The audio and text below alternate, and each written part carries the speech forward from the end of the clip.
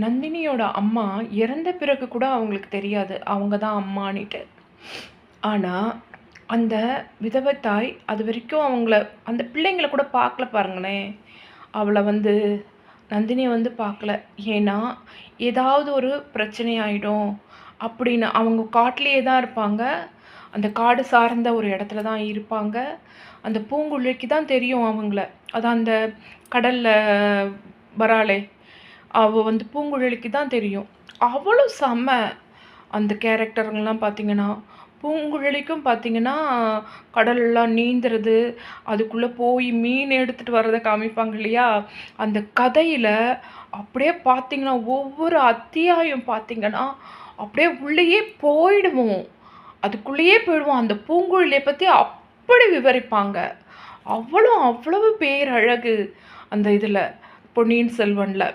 அவளும் பாருங்க, ஒருதலை காதல். யார காதலிக்கிறா? பொன்னியின் செல்வன காதலிக்கிறா. ஆனா, அவர கல்யாணம் பண்ணிக்க முடியாது. இந்த மாரி ராஜாங்கத்திலேயே அவங்க பிறந்திருந்தாலும், அவங்களோட காதல் நிறைவேறல. அப்படித்தான் சில பெண்கள் வந்து வைராகியத்தோடவே வைராகியத்தோடவே வாழ்வாங்க. அந்த வைராகியம் தான் அவங்கள வழிநடத்தும். அதுக்காக எந்த ஆண்களையும் பார்க்க மாட்டாங்க. அவங்க பிடிச்ச ஆண்களுக்காக அவங்க உயிரையே துச்சம்னு அப்படியே போயிடுவாங்க. ஆனா, அவங்க கேரக்டர்லேருந்து கொஞ்சம் கூட விட்டு கொடுக்க மாட்டாங்க. இப்பேற்பட்ட கேரக்டர்ஸ் தெரியுமா? பொன்னியின் செல்வன் நாவல் படிக்கிறப்போ ஒன்று ஒன்றும் அப்படியே உள்ளே போய்க்கிட்டே இருக்கலாம். அதே பெண்கள் வந்து ஒவ்வொரு பெண்ணோட கேரக்டரில் உள்ளே போனாங்கன்னா வெளியில் வரவே முடியாது. ஆனால் அது ஃபஸ்ட்டு ஸ்டார்டிங்கில் வந்து பார்த்திங்கன்னா, அதுலேயே ஒரு பியூட்டி டிப்ஸு. பியூட்டி அந்த காலத்திலேயே பார்த்திங்கன்னா, கரம்பை மண் கரம்பை மண்ணுன்னு ஒன்று வரும். அது எங்கே இருக்கும் தெரியுமா? ஆற்று ஓரங்களில், ஏரி ஓரங்களில் இந்த சேர் மாதிரி இருக்கும் பார்த்தீங்களா?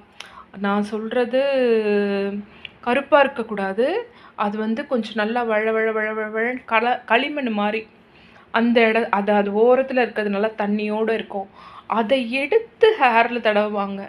ஹேரில் தடவி குளிப்பாங்க. அது எப்படி இருக்கும் தெரியுமா? அந்த ஹேரு மண்ணு. அந்த மண்ணு ஸ்கின்ல போட்டோம்னா, ஸ்கின் டிசீஸ் எதுவுமே இருக்காது. அத போட்டு குளிப்பாங்க.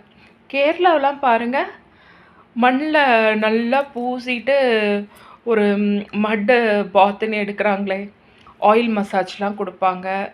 ஒரு ஆயுர்வேதிக் சென்டர் போனீங்கன்னா, ஆயில் மசாஜ் குடுப்பாங்க. ஃபுல்லும் பாடி